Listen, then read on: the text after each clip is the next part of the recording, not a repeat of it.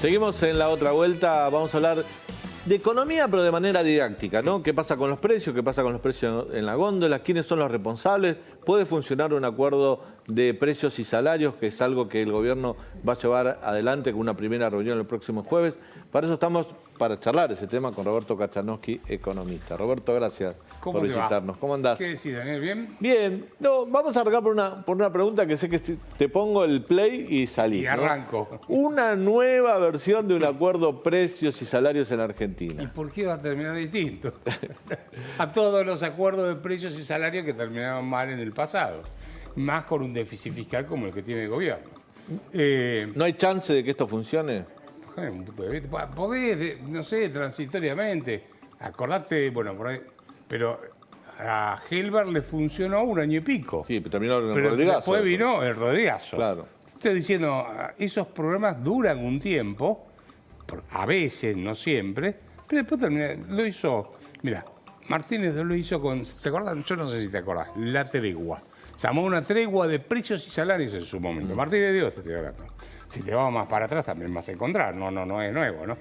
Te estoy hablando de la Argentina. Vos sabés que hay un libro que se llama 4000 años de historia de controles y precios y salarios, cómo no combatir la inflación. Sí, se cuenta todos los casos históricos que hay, de 4000 años, ¿eh? Siempre fracasaron. Los más duros fueron los decretos de Diocleciano. Era pena de muerte si no cumplías con los precios. No pudo frenar la inflación. De manera que, olvídate, no es ese el problema. El problema no es que los precios suben, es que los salarios caen y, a ver, vamos a ver de esta forma. La moneda se deprecia. Claro. Sé que eso está impactando en los salarios y hace que la gente pueda comprar más. Mirá los datos del INDEC. Los salarios del sector privado el año pasado crecieron menos que la inflación y los salarios del sector público. Estoy hablando del sector formal, ¿no? El presidente dice que la inflación también se da porque hay especulación de parte de las empresas. ¿Y qué especula? A ver, ¿Lo querés escuchar? A ver qué dice el presidente, interesante. Que ahora que aparece más movimiento en la economía y esto da una oportunidad para el desarrollo del país, aparecen los de siempre. Los que especulan, aprovechemos este momento y empiezan a proyectar precios absolutamente incomprensibles. Bueno, la especulación existe. Que obviamente especulamos todos los días con todo. Voy a especular que vengo o no vengo. O sea, especular es qué me conviene hacer, esto o lo otro. ¿Qué es un precio razonable?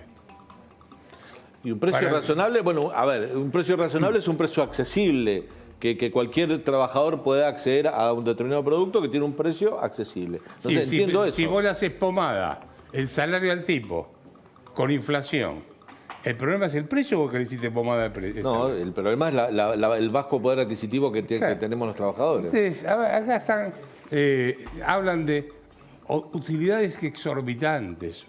Son todas frases rimbombantes, pero que me digan, a ver, ¿a partir de qué porcentaje la utilidad deja de ser razonable y a partir de qué porcentaje es razonable? No existe eso. Yo te pongo este ejemplo. Suponete que vos tenés que invertir en la Argentina o en Holanda, donde en un país tenés reglas de juego estables, Holanda, en la Argentina no sabés mañana con qué nueva medida te vas a levantar. ¿Qué retorno de inversión le pedís? O sea, ¿le vas a pedir la misma rentabilidad a una inversión en la Argentina que en Holanda? Donde de golpe acá te cambian las reglas impositivas, los precios, la posibilidad de importar insumos, etcétera, y te revientan el negocio que habías tenido. Ahora, nosotros estamos atravesando otro problema, ya que vos planteabas... Discúlpame, a mayor irracionalidad en el comportamiento político-económico, más alta es la tasa de rentabilidad que le pedís a un proyecto. Bueno, pero vos estás hablando de posibles inversores. Yo te pregunto, te invierto la pregunta. ¿Qué pasa que de la Argentina se están yendo empresas? Porque, bueno, ya anunció LAN definitivamente que se va, Falabella fue ayer, que se suma a otras empresas que fueron anunciando en los últimos meses. Uno dice, bueno, producto de la pandemia, pero después, mirá, la pandemia es mundial. O sea, se van de Argentina, no se van de otros países. Se van básicamente de Argentina. Pues dicen, bueno, a ver, acá, ¿cuál es el futuro que tengo en Argentina? Y la verdad es que este mercado interno, tienen 44 millones de habitantes, la mitad son pobres, otra parte es indigente. El que no es pobre ni es indigente tiene el agua hasta acá y no puede comprar nada. Y el tipo de cambio el tipo de cambio múltiple. no me permite exportar, me ponen retenciones para exportar, etcétera. No puedo ni vender en el mercado interno, ni puedo exportar. Y encima, si invierto, me castigan con impuestos. Entonces, el capital es escaso. Y vos elegís los países en los cuales tenés cierta previsibilidad en las reglas de juego. ¿Sí? Entonces, nadie te asegura la rentabilidad en otros países. Lo que te asegura es que no te van a cambiar de un día para otro las reglas de juego, como ocurre acá. Entonces, eso es lo que hacen, es construir todo en base a relato. El relato es la culpa es de los empresarios que suben los precios. ¿Sí? Vos fíjate qué hicieron con la carne. ¿Viste que hicieron ese acuerdo? ¿Sabes cuánto representa ese acuerdo que eran 6.000 toneladas, 6.000 kilos? Bueno, habíamos visto imágenes en las góndolas de carne con grasa, de baja calidad. Pero ¿sabes cuánto representa el total de lo que se faena? No. El 3% del total. Argentina, ¿sabes cuánto exporta de carne del total que se faena en la Argentina?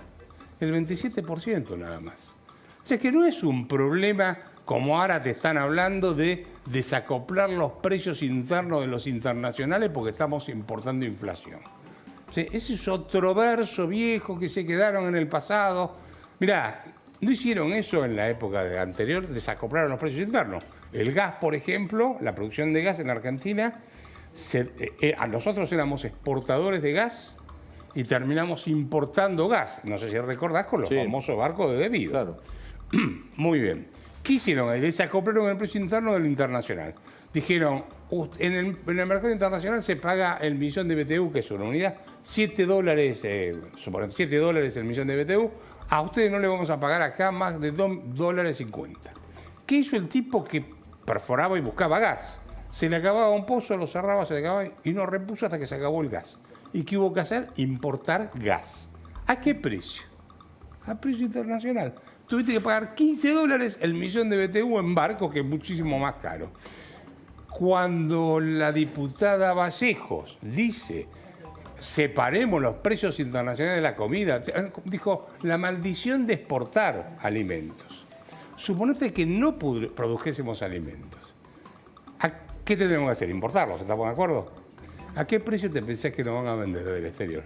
O le van a venir a preguntar a Alberto Fernández, che, a ver, ¿cuál es el poder de compra de tu gente y te venden la comida al precio que vos querés? No es por defender al gobierno en esa postura, sino que ellos dicen que los productores de productos primarios, de commodities, terminan trasladando el precio internacional a las góndolas. De hecho, el presidente acusó al campo de interferir o de ser un gran responsable del aumento de precios no sé, derivados del trigo, de aceite, harina. A ver, si vos produjiste un bife de chorizo y afuera te lo paga más que acá, ¿dónde lo vendés? Afuera, pero también no está mal pensar que tiene que haber hacia adentro para el mercado interno un tipo de, ese bife de chorizo, pero no al mismo precio que te lo puedan pagar afuera. Es imposible eso. Pero de nuevo, estamos hablando de nuevo, como te decía antes, ¿sabes? Se exporta solo el 27% de lo que se faena. Sí. Con lo cual, ellos hicieron encima un acuerdo por el 3% del total de lo que se faena, era un título para los diarios, y le salió mal. Entonces, como era pura grasa, salió Santi Cafiero a decir, la culpa de los supermercados. ¿Sí? Pero vamos de nuevo. Vos agarrás y decís, bueno, carne.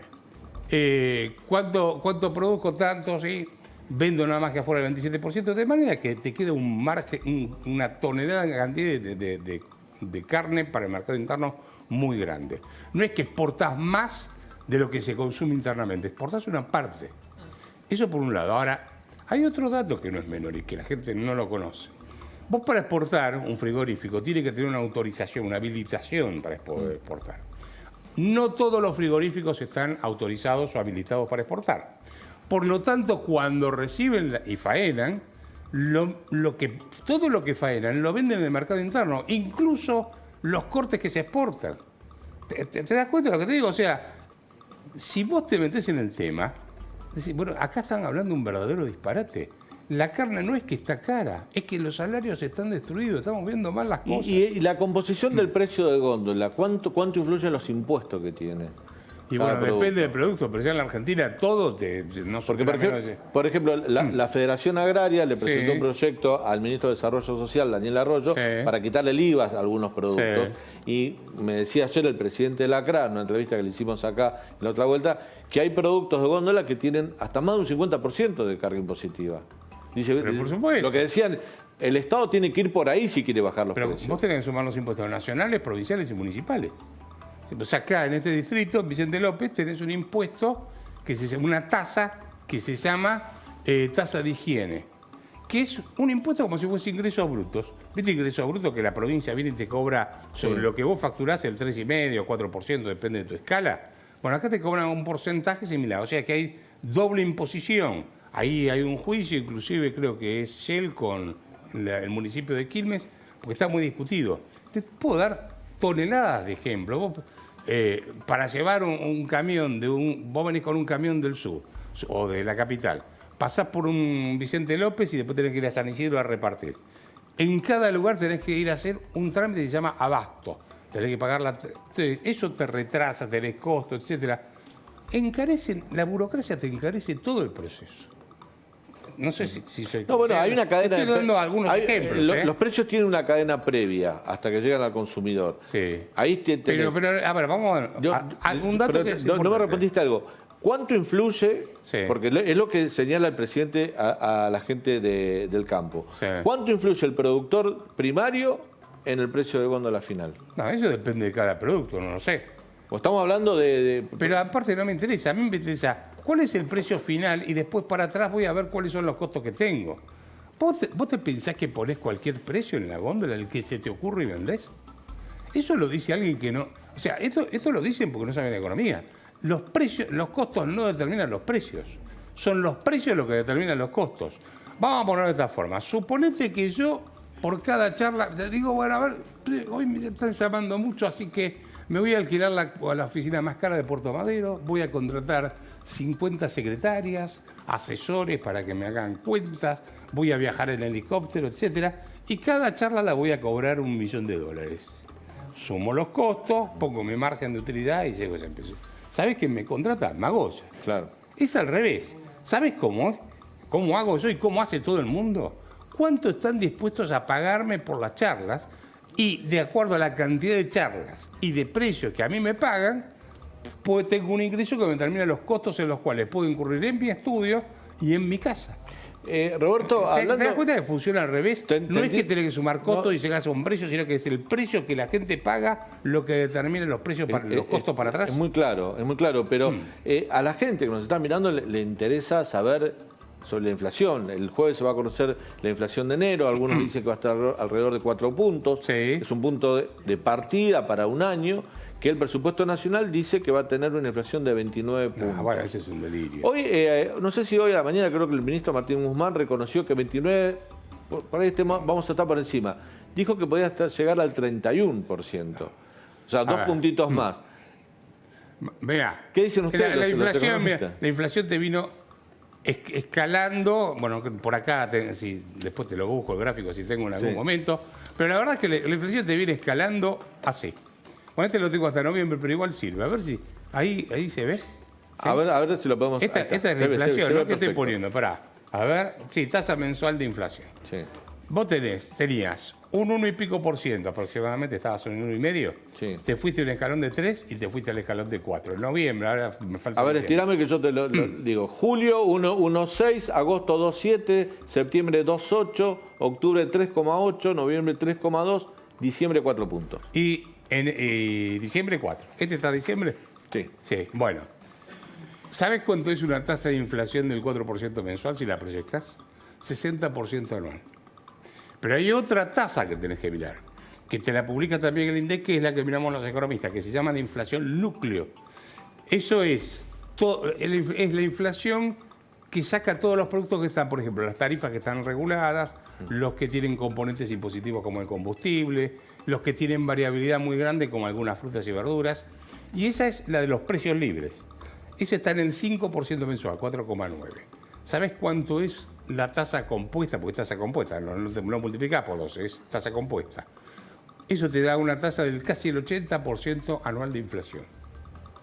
O sea que acá estás en un problema muy serio, porque tenés una inflación del 4% en el mejor de los casos, sí, pero con las tarifas de los servicios pisados, el tipo de cambio pisado, varios precios controlados. El día que tengas que corregir eso, llegaste a los 3 dígitos no. en un saque. 3 dígitos de inflación. Y el dólar anuales, ¿cuánto influye que el dólar oficial vaya subiendo todos los días un poquito e influye en la inflación? Vamos a ver lo que dice el presidente respecto a esto, que cree que el dólar no tiene nada que ver con esto. A ver. Las pequeñas devaluaciones mensuales que está sufriendo el peso, ¿no tienen también algo que ver con la suba de precios? Suele decir Martín Guzmán que no, porque es una pregunta que le he hecho a Martín. Y Martín sostiene que no porque es una forma de mantener el tipo de cambio equilibrado, funcionando bien, y que no. Y que no, no afecta. A ver, no sabe ni de lo que está hablando, pero tendría que haber dicho tipo de cambio real. Sí, señor presidente, ¿dónde está? Es tipo de cambio real. Si a esta altura de partido no sabe lo que es el tipo de cambio real, dice el tipo de cambio de no sé qué cosa, estamos fritos así. Entonces, a ver, yo estoy de acuerdo con Guzmán. El tipo de cambio no te influye. Lo que influyó fue que duplicaron la cantidad de pesos que hay en el mercado en un año. Claro, circulante, claro. Duplicaron la cantidad, era la base monetaria, 2 billones, mandaron 2 billones de pesos al mercado, duplicaron la cantidad de dinero, hicieron un zafarrancho. La última breve, muy breve. Sí. ¿Pronosticás una inflación para este año? ¿Se puede hacer un pronóstico, una estimación? Y es muy difícil. Yo creo que en algún momento no muy lejano podés llegar a los 3 dígitos anuales. 3 dígitos anuales de inflación. Sí. Bueno. Gracias, Roberto, por esta visita a La Nación Más. Me voy con Carla Ricciotti al Ministerio de Educación de la Nación. Hay un acto de la oposición por la reapertura de las escuelas.